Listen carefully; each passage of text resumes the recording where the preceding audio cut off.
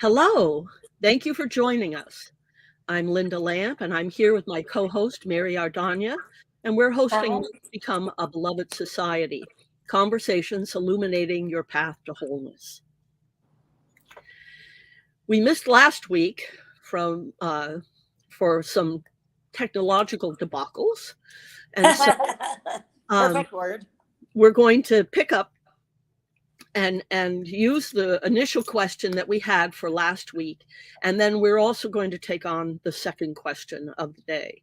So the first question of the day is, how do I curate my life? Or what is a curated life? And should I be trying to curate my life? And I think this is an interesting question. And it came through Mary. So I want to see if you have anything to add to that. To expand on where that question arose from. That question arose from some of the people here where I work, a coworker and a student both, who were talking about that thing where in the morning a lot of people go on their phone, check social media, stuff like that, and how the kind of stuff that you're intaking that way might not be what you want to intake first thing in the morning. Okay. Mm-hmm. So that gives it a very specific focus, because if you look up, what it means, the term a curated life is a personal styling and custom procurement tailored and paced to your individual needs and timeline. Well, I will add a little bit that I've always, not always, but since I started thinking about this, which is probably, I don't know, maybe 30 or so years ago when I stopped intaking the news, it's like that was really when I realized it was from a book, Andrew Weil's 8 weeks to optimum health or something. And he said, take a 2-week news fast. And my news fast has lasted for the bulk of the past 3 decades. And basically because it's very stressful, the news. And I, made that connection and decided, why am I putting myself through that? And then from there, it just expanded to like, oh, this music, certain types of music are like very jangly to the nervous system. Or, this movie is more stressful than it is entertaining. Right. And there's that Gandhi quote, something about, I won't let people walk through my mind with their dirty feet, something Right. like that. Right. So I probably use the word curate from that, because that's when I really understood that that's my job, is Right. to curate what I allow into my experience. Right. Right. Right. Right. So it's interesting because most history is curated. Most news is curated. Hello, Gerald. Thank you for joining us. So most news is curated, and certainly what it means in that sense is deciding what to tell and what not to tell. Mm-hmm. So we're living with curation all around us without, I think, really realizing it. Yes. And I think it's important, if you want to know something, to adopt an attitude of curiosity and seeking. And so if you really want to know the truth about something, do the research yourself. Because what's being or what's been curated for you is quite possibly not the whole story. Right. And so in a way, that is what curation means, right? It's not the whole story. You're picking and choosing what to include and what not to include. Absolutely. And so we've lost your video for a second, but maybe you did that on purpose. Called me. Nobody calls me on this phone. Like, what the hell? So let's talk about a curated life of intention. Because even as we think about the title of this podcast, Let's Become a Beloved Society, we're not going to do that without some curation going on. Yes. We're going to choose how we interact with each other.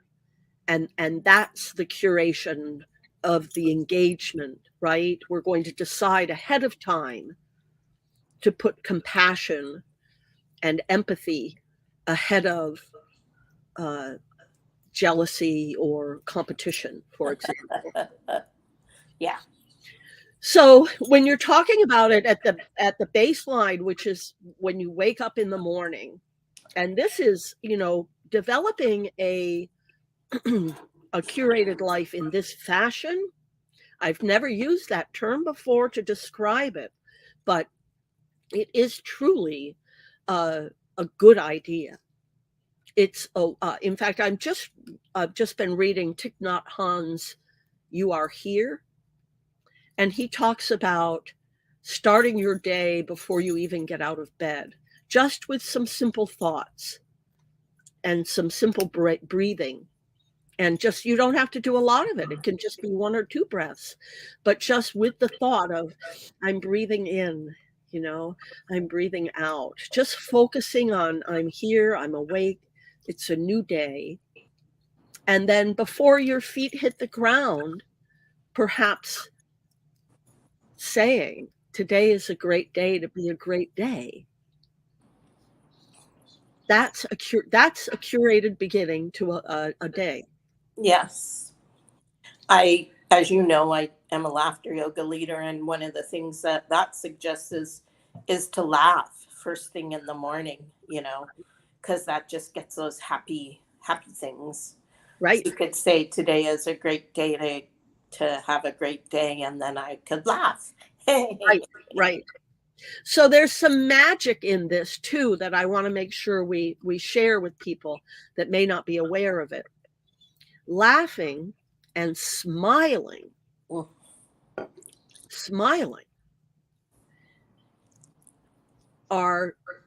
they're magical, because what happens is your cellular housing will respond to that. And it's sort of a horse cart thing, because you can wake up really perhaps with a whole lot of dread in your mind of things that you have to do today, maybe that are unpleasant.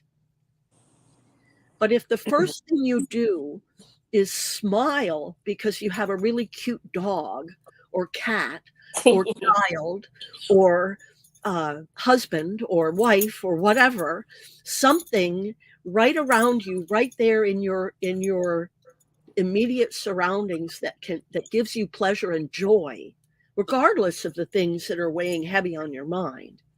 If you choose to put your focus on the things that brings you joy and you smile, you will make the rest of your day so much easier, because your body will think, oh, it's okay, because look at this great happiness we have right here.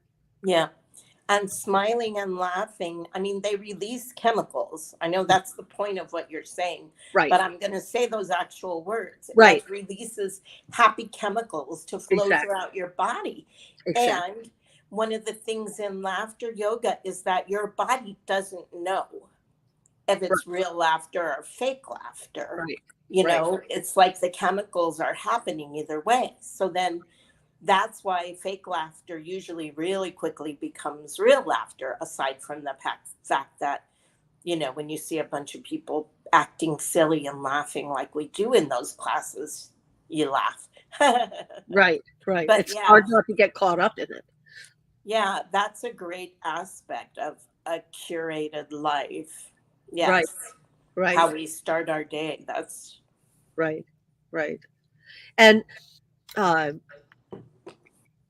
I discovered back in the early 1990s when I got my, as a grown adult, single woman, divorced single woman, I got my first dog. Mm. And I mean, I'd had dogs as a kid and all of that, but this is different when you're an adult and you're getting your first animal of your own, on your own. Yeah. Nobody else in the family. I mean, it's going to be me and this dog. Yeah. And I got that dog. Her name was Angelina, and she brought me so much joy every moment of her life. Mm-hmm. Just looking at her made me smile. Watching her made me laugh and smile. And so I was Mm-hmm. constantly in a state of bliss at some level. Even though I might be sitting at my desk having to do something difficult, Yeah. on my lap was this thing that brought me incredible joy. Yeah. And that's a form of curation, right? I've curated my life to have this joyful thing right there with me all the time. Yep. And Mine was a cat. And right, I was not yet divorced, but I knew that I would be soon. right, And I right, had her for 18 years, and she was, the love of my life right, for right, 18 years. And right, now I have another cat, as you know. right. And just this morning, I was thinking to her, I don't even remember what she did, but it was so darn cute. And I was like, Lucy, you bring me such great entertainment value. Because there's always something adorable with them. Right, right, right. So just the other day, we were taking a walk to the beach, and um, the traits, I have to say it's a Bichon trait because I've had 3 now, and all 3 of them do this. They have something like a little skip in their walk. And Ziggy was walking in front of me, and he was skipping one foot and then the other foot and then that foot and then the other foot. I was laughing so hard. Well, it So doesn't hurt that he's the most adorable little dog in creation. he He's is so cute. precious. But, I think they're all precious. I Oh, think they they're all are. precious. They are, And but he's extra special, and you can't deny it, Linda. well, not all dogs have their own Instagram page, but Ziggy Jack Love, for anybody listening that would like to go see what we're talking about. He is really quite adorable. But my point here is that when I had Angelina, when she passed, I couldn't function. I was just a puddle because I had become really dependent on that aspect of joy bringing in my life. Yeah. And so she died on a Saturday, I think, or a Sunday. And I had a new Bichon puppy by Wednesday. Oh. Because I just couldn't either. I was just a vegetable.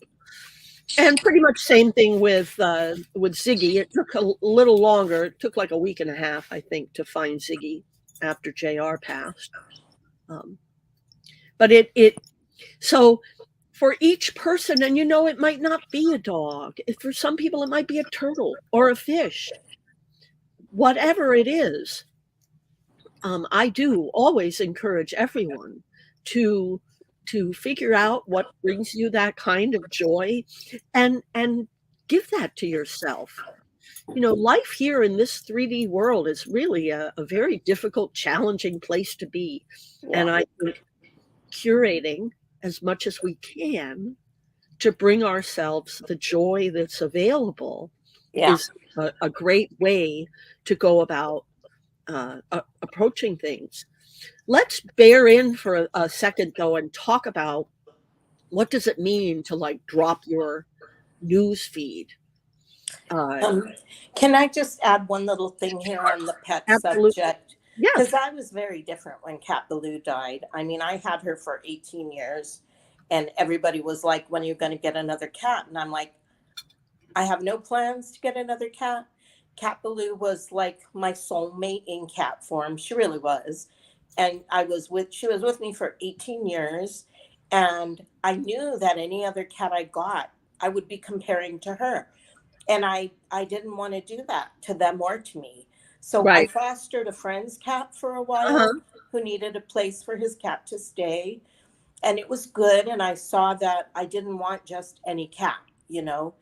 I wanted a cat that was really compatible with me. And Right. I also wanted to know that I could afford the cat because I Right. was having financial issues with jobs and things for a while. Probably resonates with some people out there. And the way Lucy came to me was I actually moved into this house with my dear friend since we were 12 years old. I won't tell you how long that is, but she has a lot of cats because she's a cat rescue person. Hmm. And Lucy was being picked on by other cats, and she just thought that she'd really be happier on her own. And she was an older cat and really mellow and chill. And I thought, okay, this, well, Karen knows me very well and was like, this cat would be very good for you. And she wasn't wrong. And I'm super happy to have her. And, I kind of wish I could have gotten her a couple years earlier and I didn't. Right. But, it's like the right pet comes at the right time, I feel. Right. So I Right. just wanted to say that is a different experience. Right. But True. yeah. Anyway, so yeah, what does it mean to possibly curate your news feed out of your morning routine? So it's interesting because one of the things that's unique about Facebook is that everybody's feed on Facebook is different. So I don't know how, but I can scroll through my Facebook feed and I don't get upset Right. because there isn't anything there showing up to upset me. Right. So in that sense, I guess I've curated my Facebook feed. Mm-hmm. Now, a lot of times there's a safety in that because we've created what's called an echo chamber. And I know that the past few years in particular have caused lots of people to break friendships on Facebook that they had, or they're still friends with them, but they've muted the people so they never see anything from them. And that's fair, right? That's fair. The thing is that what's happened in the last few years is what's been revealed to many of us is that we can love people deeply and not be able to agree with them on things in huge ways. And so what's happened is now we've got this big chasm between Americans. There's the Americans that claim they believe in the Constitution, but want to overturn the results of a legitimate election. And then there's the ones that claim they support the Constitution and want to accept the outcome of a legitimate election. The trouble, Linda, Yeah. and I think we need to actually state it, is that they don't believe it was a legitimate election. I mean, they're misinformed into believing that. Right. And in a way, that in and of itself, that problem in and of itself is the result of a very heavy-handed curation of the American life. The media and the education system. Oh, yeah, definitely. Right? So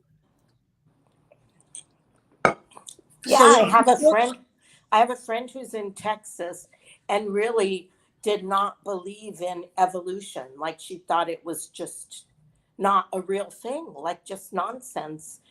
And then, we had a conversation, her and me and a friend from Ireland, and she's an open minded person. So she started doing her research and went, oh my God, it really is, true. It's just that the educational system in Texas lies about it.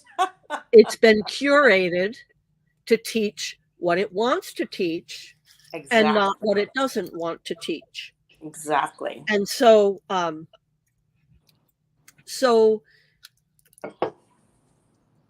this is the thing, is that we are living in a world that's been curated for us from the beginning of time. Yeah. And you have to be your own investigator if you really want to know the truth of the matter. Right. So there's something, for example, to just rock everybody on their heels. There's something about a town in Texas that is owned by Saudi Arabia. Oh. And the largest fuel manufacturer, or it's not the fuel, it's the crude oil. But the largest oil manufacturer, I believe, in Texas is owned by Saudi Arabia. And there's something about the water that they're using that is basically sucking the water from California and Nevada and those states. Oh. And yet, there's nothing about it in the news. You're not hearing anything about sanctions against Saudi Arabia. None of it, right? Yeah. Because the people who are in charge of what gets out on the airwaves are millionaires, billionaires, and they get to decide what we know about, what we don't know about. Oh, we're not going to tell them about that. Right. And it just doesn't even make it to the news. No. So you really have to spend time being an independent journalist if you want to understand the actual truth. Otherwise, what we all have to admit to is that we are all being curated every day. Yes.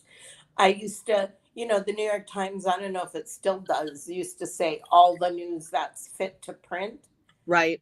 And boy, that always bugged me, especially because I used to go to like protests in New York, like the big anti-nuke rally or whatever. And they would report numbers that were so low relative to what you knew being there, and also what other independent outlets would report, Anyway, and that's the New York Times, which I actually do think is comparatively reliable compared to a lot of other sources. But they all have their agenda. And that's the thing. Like, we have this idea in the US about that independent media.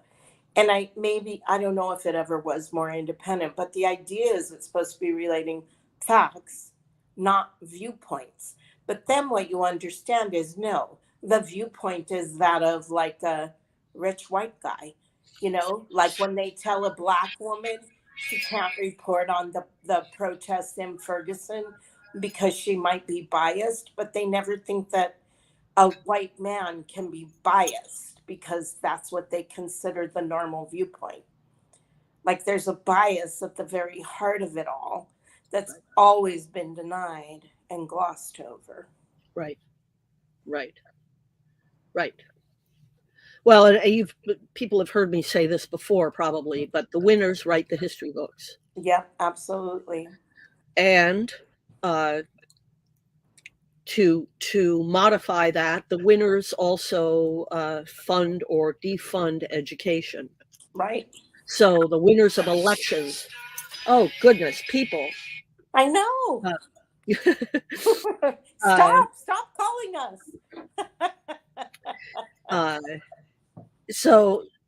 Well, I mean, do call in on the studio line if you want to ask a question, but that's not the studio line. But don't just be random people calling. Well, they don't know. They're on their own. I know. But yeah, the winners of elections are who determine then where the money gets spent. And in America alone, what we can see is, if you look at history, the last 50 years of history, what's happened is education has received funding cut after funding cut after funding cut. Yeah. And I believe that that was curated. I believe that that was intentional. The purpose of cutting funding to education, the result of it is a dumbed down population. Yes. And this is how we found ourselves, how we find ourselves where we are right now. Right. With these people, God love them, who have been so brainwashed by a cult claiming things that are just not true. Yeah. Not factually true, not scientifically true, not true in any way, shape, or form. We've been manipulated as a result. And now our country is in deep crisis. The planet is in deep crisis as a result, because America plays a pivotal role on the world stage. And what's happened here is amazingly, frighteningly real. And I don't think people understand. How can they? Because they're not educated. They don't know how to think. And so that's really, at the crux of why we started this podcast, is because we need to become a beloved society. That's the only way we're going to get out of this mess that we're in. We need to be able to reach across the aisle and find common ground. We need to curate ourselves out of this into something new. Treat each other like family. There was a guy on the trolley ranting, and I swear most of what he said, for the first part, I was like, preach it. Because it was all about this and how, and he said that if we just treated everybody like family, like, I miss that feeling when I was young, and my family still has it a lot, which is that, we all take care of each other, and not just my family. We all take care of each other, but like we take care of other people who we see who need help, So actually, that's not the best phrase, probably, because many families are filled really dysfunctional. Really dysfunctional. And I think maybe that's a great segue into the topic of a dysregulated body. Yeah. So I push back on the treat everybody like family. I just finished reading a novel, a quick, just a quick sort of 5-hour read or so, whodunit, called Not a Happy Family. And it was not a happy family. And a lot of people, a lot of families have either patriarchs or matriarchs who are narcissistic, or who are alcoholic, or addicted to drugs. And so many families are dysfunctional. So I think we need to come up with a better phrase. But the point is, we should treat each other as our beloveds. That's really as our beloveds, because we are all family to each other. We are all one, and we're all connected. And what I do impacts you, whether it's visible or traceable or not. It does. Yeah. Just because I'm energy in the field and you're energy in the field, and we're all in the field. The butterfly effect. Right. Hang on a second. I just need to cough. Okay. while you cough, I'm going to hold up my little happy cup if I can. There it is.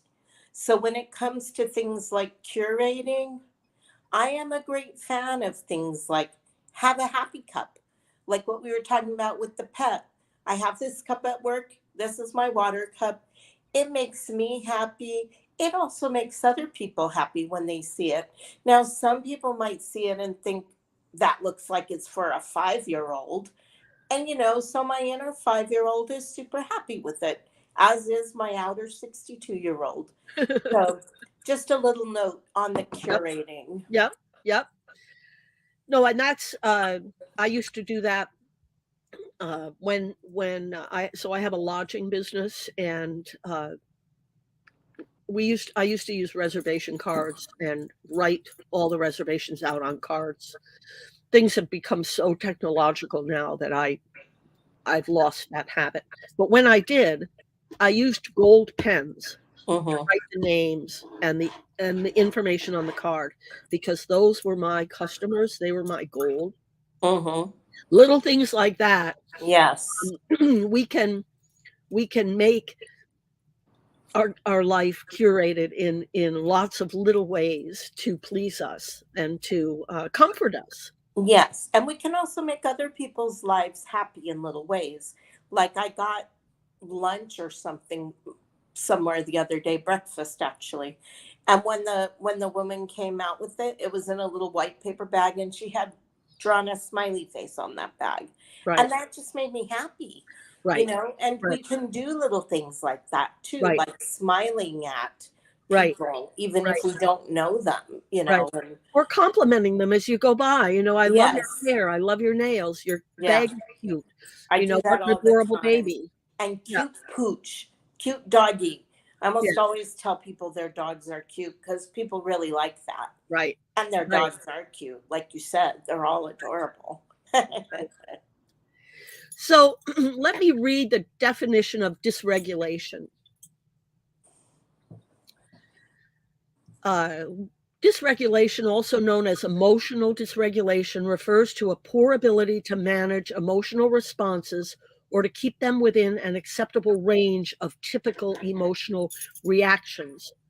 This can refer to a wide range of emotions, including sadness, anger, irritability, and frustration.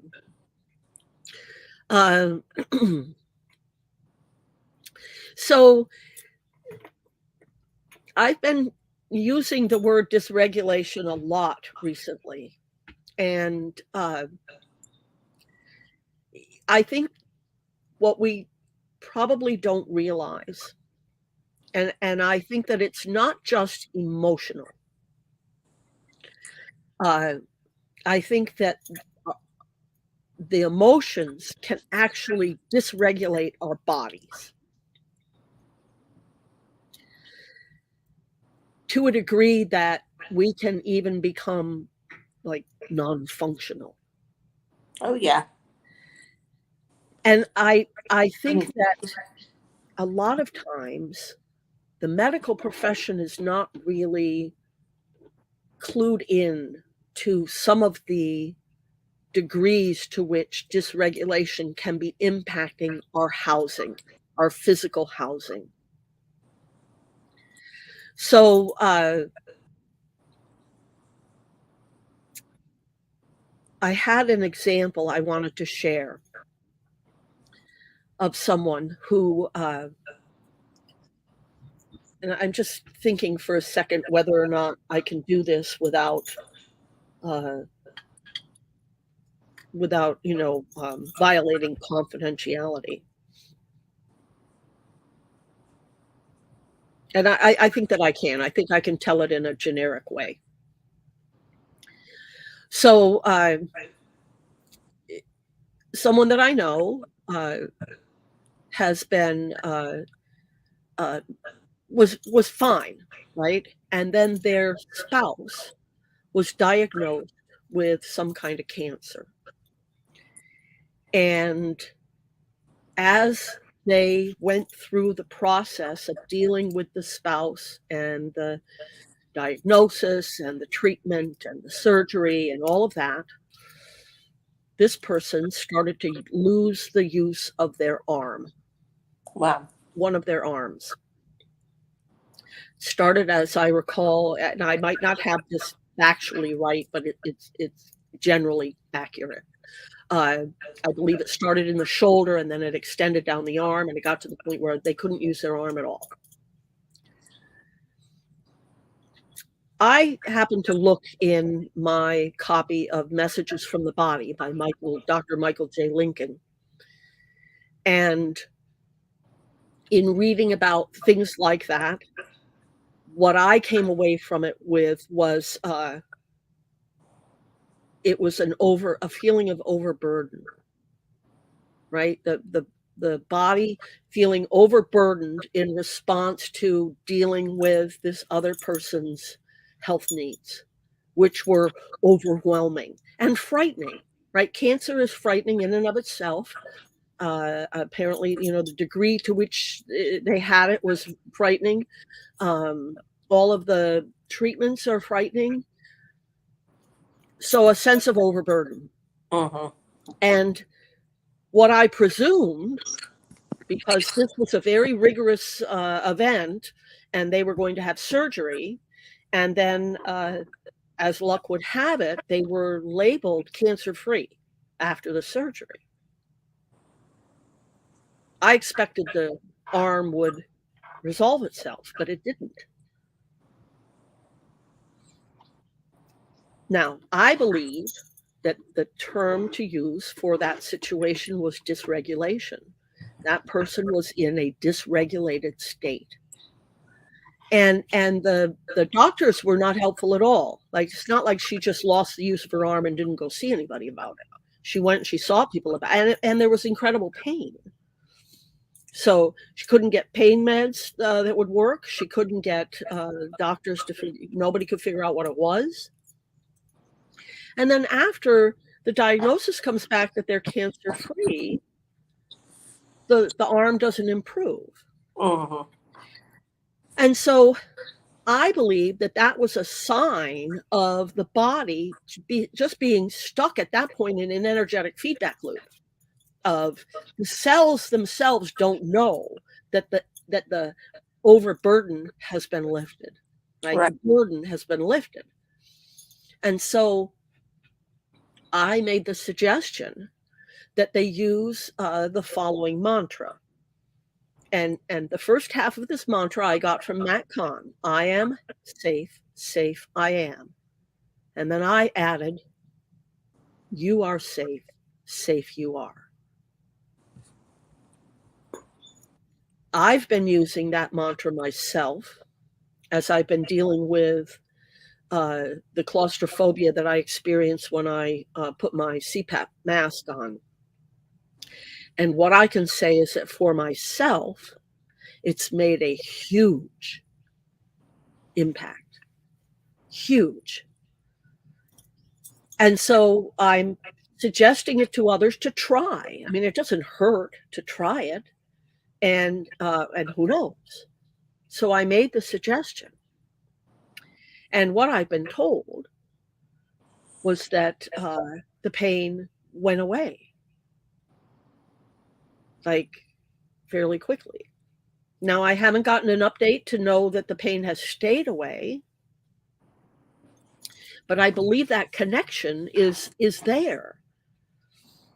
What that mantra does, so that mantra is numerologically tuned.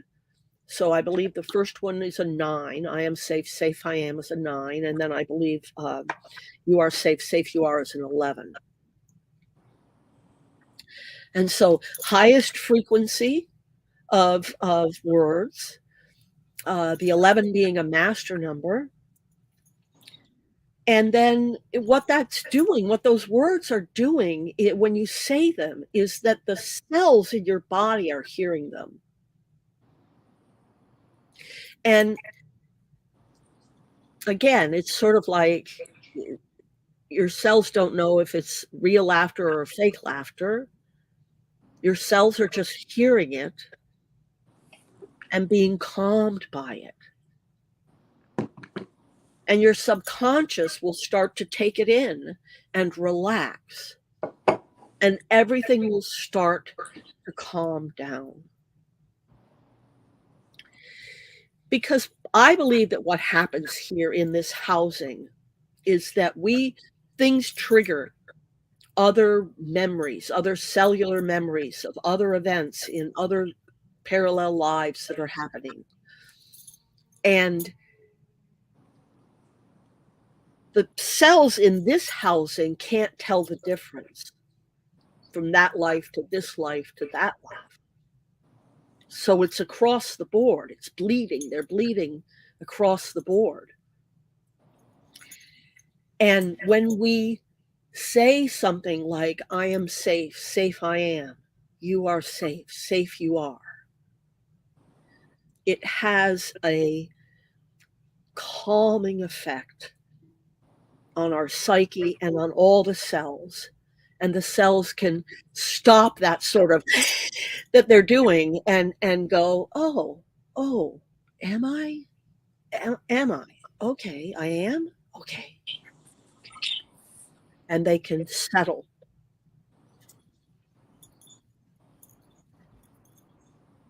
On the nervous system. I would Right. just say the nervous system. The nervous system. Yes. Yes. Yeah. Yeah. And seriously, these two topics are very much related, because the point of curating my media, for instance, has a lot to do with regulating my nervous system.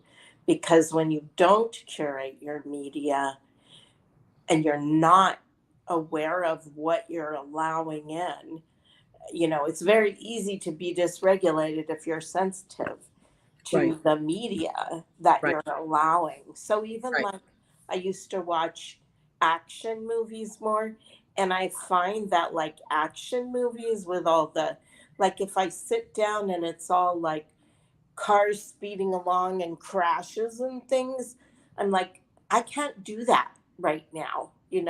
Right. Maybe some other day I'll be able to watch that again. And it's very, unpredictable as to what I can and can't watch. But listening to what my body says about it, it's like, oh, this is feeling like it's going to throw me into like a stressful overload situation. Right. So I'm going to say no, thank you, you Right. know? Right. Right. I think that I think it's really important, if you can, to develop a very calming and nurturing morning routine, and to the best of your ability to curate what you do allow to come in and what you don't. Now, a lot of times people are living in situations where they don't quite have total control over that. Yeah. And what I mean by that is, for example, where you live, not even necessarily where you're living, because you're in a house with an apartment versus an apartment building. Yeah. But if you think of the people that live in the most densely populated areas, where Yeah. people are stacked on top of each other, on top of each other, on top of each other. I have lived in those apartments where you hear the yelling from the neighbor downstairs and the clump, clump, clump from the neighbor upstairs and the crying from the kid next door. Right. Right. And that's where the saying "waiting for the second shoe to drop" comes from, right? And the dogs barking. Right, right, I get those where I live too now. right. Well, the thing is that anybody that's living in an environment like that is living in an energetic stew. Yeah. So not only are you hearing the yelling, but that energy is there around you. You're moving through it. Yeah. the analogy of, you walk out of your single family home in the suburbs and you get into your car and drive the LA freeway or whatever. And when you get to work, you're an agitated, ball of fire. But when you left the house, you were, a calm puffball. What happened to you was you drove through all of that stuff and you picked it up and are now dragging it with you. So that's why it's really important to be curating kind of as you go through your day and paying attention to what happened and how you're feeling and what you're putting out. Right? I've told the story before. I don't know if I've told it in any of the podcasts that we've had, but there was a time a couple of years ago when I was driving back from Anchorage on the Seward Highway, and I was just south of the little town of Girdwood, and it was October, and it was after 7 o'clock at night. It was middle of October. It was after 7 o'clock at night, so it was dark out. And I was just, going the speed limit, minding my own business, and somebody came up behind me like a bat out of hell. Oh. From nowhere, all of a sudden, they're on my rear end, and they've got their high beams on, and they're riding on my rear end. And there's a passing lane up ahead, but I just decide I'm going to pull over and let them go by. And I pulled over to let them go by. And this wave of energy came over me. And I had the strongest impulse the second that they passed me to pull back out, to lay on the gas, to get right on their rear end and put my high beams on and drive like that behind them. And I just sat there for a minute. I was like, what is this? And my only explanation is that was them, right? First of all, we know they were agitated because they came out like a bat out of hell, out of nowhere, right up on my ass. And then as soon as I started to move over, they passed me like, a crazy person. That was their energetic bubble that passed over me, and all of my cells were ready to pick it up and run with it. And thank God that's not me, right? I don't have that in me to do. And that's why I didn't do it. I sat there instead. I'm like, what is this? This incredible impulse that is so unnatural feeling. And so when you're in an apartment building and there's somebody like that living above you or next to you, you're in that. And if you're not consciously paying attention to how you're feeling and where those feelings are coming from, you are quite possibly just sort of in the flow of whatever, and you're not really in your life being you. Right. Being you, but also you're being these other people because you're allowing that to influence your actions and your movements. So you're floating in this emotional stew, really, that's not even yours. And Right. think about what that says about what's going on in this country. And we get back to the curating thing, It's like when you're not conscious and aware of what is out there in the soup that is affecting you, Right. Then you can get caught up in these currents, Right. of emotion and, activity that you don't even know why you're in it. And that's what happens a lot in group things, right? Everybody gets caught up in this emotional energy and they do these things. And then they're like, I don't know why I did that. That's not me. But that was like, you let that permeate into you, and Right. you became that for those moments. And that's why these two questions, I think, go a lot together, you Right. know. And that's why it's just really important to be conscious and aware of what we're choosing to allow in our lives. Right. And like you said, we don't have choices about everything.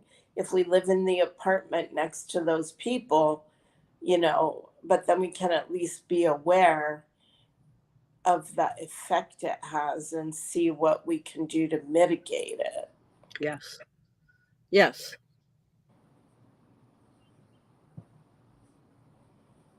And turn off the news.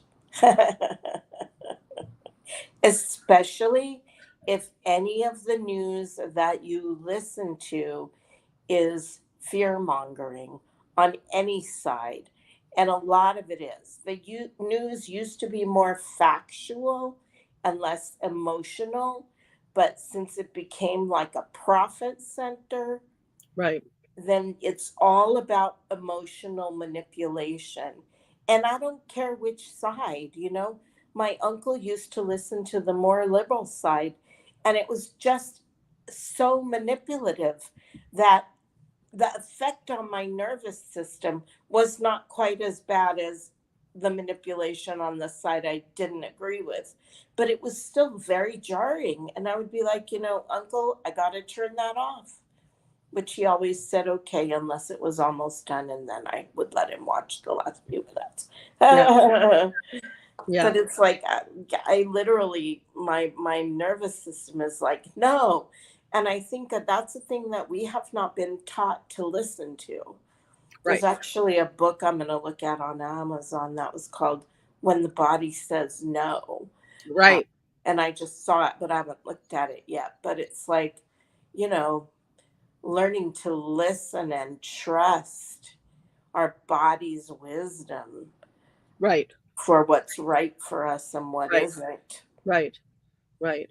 That's why it's so important to really tune in to you Yes. and just decide, who do you want to be?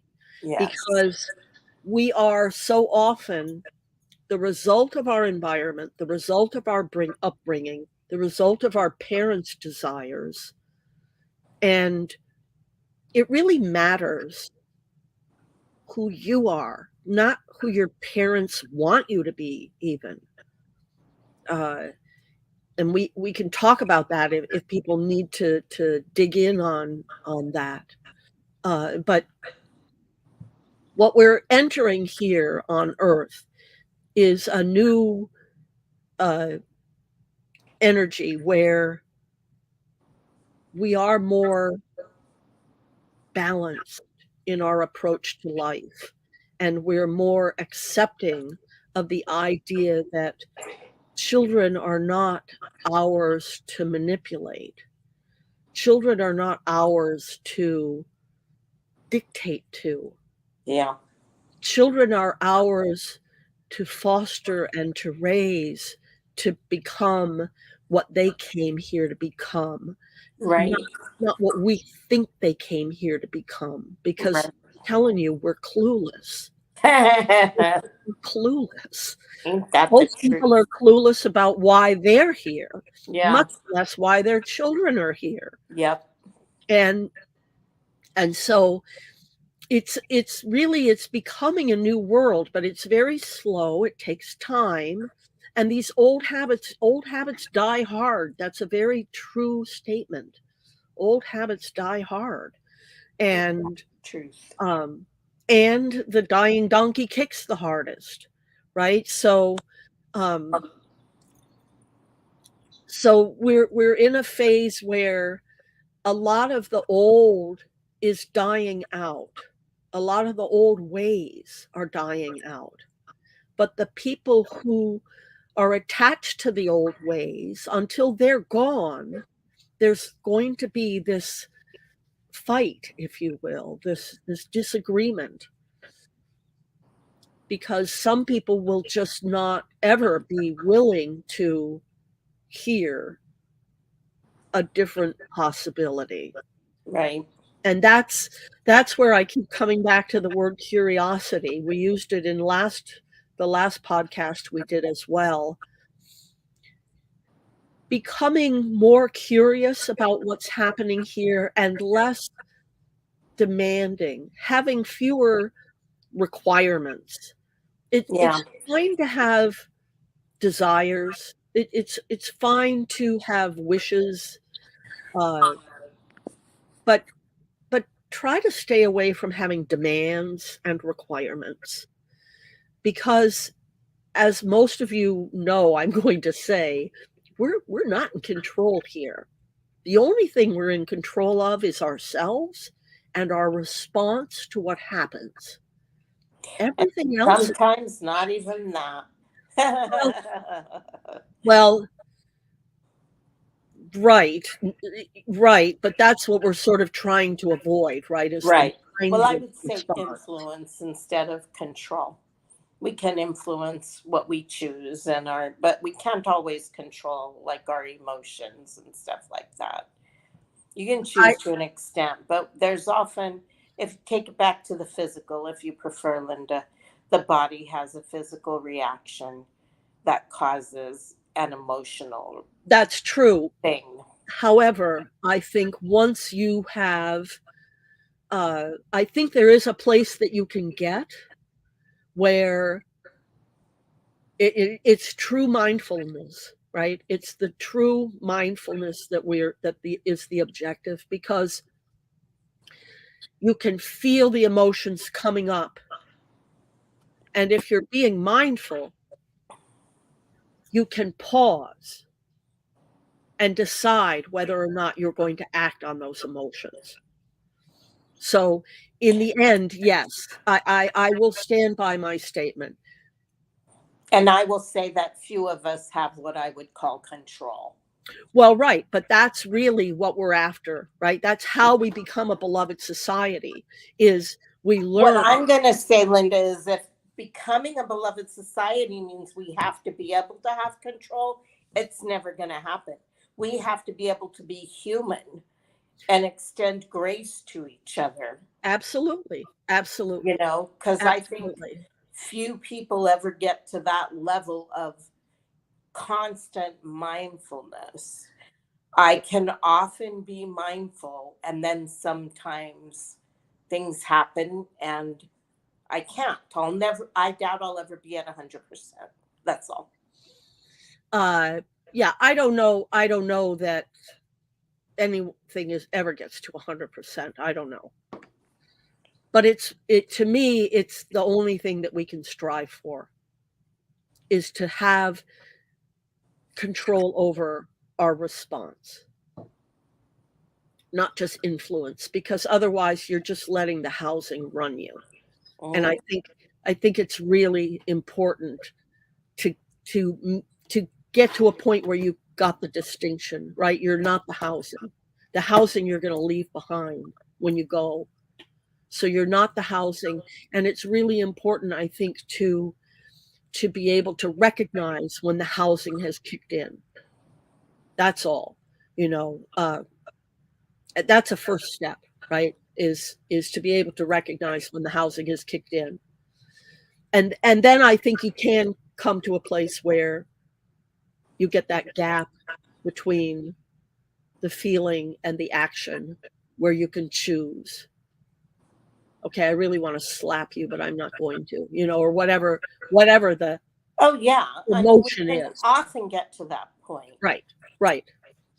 I don't know about 100%.